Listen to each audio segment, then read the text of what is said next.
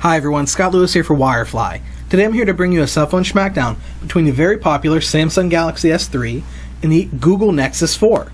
Now both of these phones are for T-Mobile. Now they both have international versions that are available that might have some slight spec differences and software differences, but these are the T-Mobile editions for the Galaxy S3 and the Nexus 4, so let's go ahead and dig into our Schmackdown today with round 1, the design round. As we go through the design round, you'll notice that there's not a huge difference between the two phones, and some things are actually going to come down to personal preference.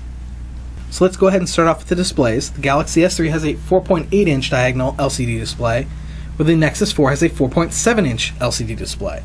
Screen resolution on the S3 is 720 by 1280, which gives it 306 pixels per inch for pixel density, while the Nexus 4 has 769 by 1280 screen resolution, which gives it a pixel density of 318 pixels per inch.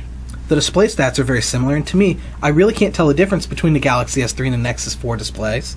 I think they're both very crisp and very clear, and are very good high-quality displays. Now the S3 has a removable 2100 mAh battery, so you can peel off the back cover here. And this is the removable battery for the Galaxy S3. Like I said, 2100 mAh. That is good for 15 hours of talk time and 8.3 days of standby time. While the Nexus 4 has an integrated battery, so you can't pull off the back cover, which is actually a piece of glass on the Nexus 4. It is also a 2100 mAh battery, and it's good for 12 hours of talk time and 10.4 days of standby time. Now the integrated battery design doesn't mean the battery can never be replaced, but it's not something the average consumer can do on their own. It would be something that you would need to take your phone in and have it professionally serviced. So even though they're the same milliamp hours, the S3 would have a slight advantage because you can actually remove the battery and replace it on your own. So looking at all the design aspects of the phones, I'm going to go ahead and award the S3 the winner for round 1. I like the replaceable battery, the slightly larger display, it has a really nice feel in your hand, and not having to worry about glass in the front and the back breaking like I would on the Nexus 4 gives the S3 a slight advantage and a win for round 1. So let's go ahead and move on to round 2 now. Round 2 is going to be about specs and benchmarks between the two phones. I did some benchmark testing before we did the video here, and I was a little surprised at the results, so let's see if we get the same results from the benchmark tests that we do here on the video. Before we get into the benchmarks, let's go ahead and cover the specs so you know what we're going to be comparing. The Galaxy S3 has a dual-core 1.5 GHz processor. It has 2 GB of RAM, and it comes as an option for onboard storage of 16 or 32 GB. While the Nexus 4 has a quad-core 1.5 GHz processor, 2 GB of processor RAM, but only comes in one option of 16 GB of onboard storage. Something else to note about the Nexus 4 is the fact that it doesn't have a spot for a micro SD card, while the Galaxy S3, in addition to coming in a 16 or 32 GB of onboard storage option, has the ability underneath that back battery cover to expand memory by up to 64 GB.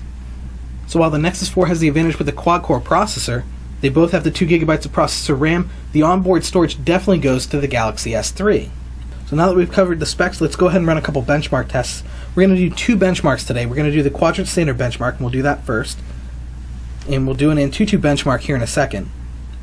Something to keep in mind about the Antutu benchmark and the quadrant standard benchmark is that they test 4 things in a phone. They test the processor, the memory in the phone, the read-write speed to the storage of the phone, as well as the graphics processor in the phone. So our connection to Wi-Fi or to T-Mobile's network has no bearing on either one of these benchmark tests. So I'm going to turn the camera off for a second, and I'll pick it up at the end of the quadrant standard benchmark.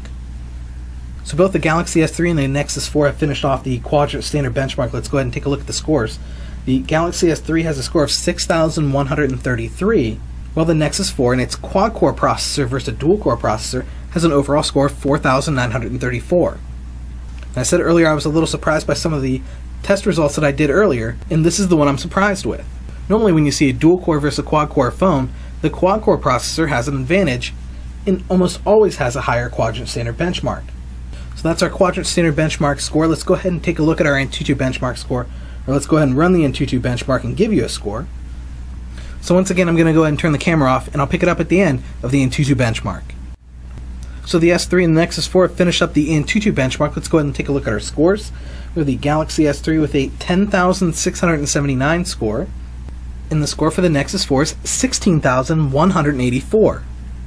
So with a split decision in the benchmarks, I'm going to have to default to the fact that the Galaxy S3 has the option to expand memory with microSD, as well as coming in a 16 or 32 GB option, where the only option for the Nexus 4 is a 16 GB option. So our winner for round 2 is the Galaxy S3. So let's go ahead and take a look at the last round, the camera round. I was very impressed with both of these cameras. I'm going to show you some sample photos real quick, but let's cover the specs real quick. Both phones have front-facing cameras, and the Galaxy S3 has a 1.9 megapixel front-facing camera, where the Nexus 4 has a 1.3 megapixel front-facing camera. Now the rear-facing cameras on both of the phones, they're 8 megapixel cameras, as well as having LED flashes, so they both have very similar setups, and you would expect both phones to act pretty similar, and they do. They both take great photos, and I was very impressed with the navigation through all the camera settings and all the different options that they had on the display while you were trying to take a photo. So now let's go ahead and take a look at the sample photos that I took with the Galaxy S3 and the Nexus 4. Our first example is a picture right outside the Wirefly building here. I thought it was a nice contrast between the red and the silver in the fire hydrant and the browns and the greens in the grass. Now as you can see, both pictures came out really well. Both are HDR photos, so they're the high definition resolution photos that the cameras have the option to take. One thing that I noticed while taking HDR photos with both of the phones is that the Nexus 4 will only take an HDR photo and store one photo in your gallery, while the Galaxy S3 actually takes two photos. It takes the HDR as well as a standard definition. Now that could be a good thing or bad thing. You are taking up a lot of storage space with two photos, but it does give you the option to choose which one you like better. Now our next example is a picture that I took right outside, still the Wirefly building here. And there's a little pond with a fountain in it. There were some geese flying around there. I thought it took a really nice picture, nice bright blue sky. I will say that the Nexus 4 is slightly darker than the Galaxy S3 in the sky color. While I like the darker, richer blue that's in the Nexus 4's picture, the Galaxy S3's lighter, whiter blue is more accurate to what the sky actually was. The next photo example that I'm going to show you is a photosphere picture that I took with the Nexus 4. A photosphere picture is like a 360 panoramic picture that wraps all the way around and captures everything. So you can actually scroll up and down on a photosphere picture and you'll see down by your feet and up over your head up into the sky, so you can capture the whole environment, so you can share everything that's going on around you. Now right now the S3 does not have this option, but from what I've heard, Android 4.2 will have the photosphere option.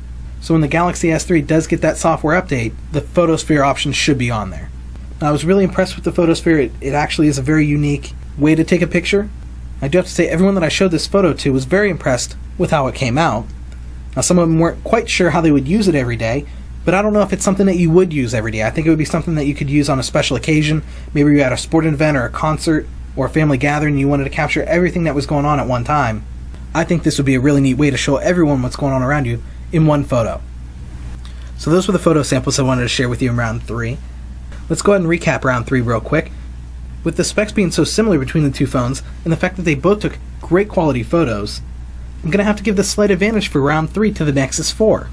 I thought the photosphere option on the Nexus 4 was great and gives it a slight advantage over the S3 right now, even though I understand that the S3 should get that same option with the next Android update that it gets.